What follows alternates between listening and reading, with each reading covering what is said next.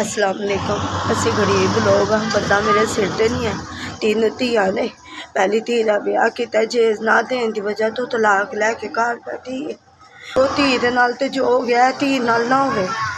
तुहाडी मेहरबानी, मैं गरीब हैगी हाँ, मेहनत मजदूरी करके मेरे को हूँ बर्दाश्त नहीं होंदा। बीपी दी मैं मरीज़ हाँ, तो मेरी मदद कर दो। मेरी बेटी किसी तरह रुखसत करना मी है ते ना पुत्तर है ने। एक तलाक याफ्ता हैगी, ऐदा हूँ करन लगी हाँ, तो मेरी मदद करो। मेरी धी नहीं मान रही, वो कह रही मैनू समान दोगे तो मैं करांगी, मैंने जोगी नहीं है, मेरी मदद करो। मैं अम्मी से कह रही हूँ कि मुझे इतना कुछ सामान दे कि मैं अपने घर इज्जत से रह सकूँ। मेरी बहन को मैं सामान देने की वजह से उन्होंने वापस भेज दिया।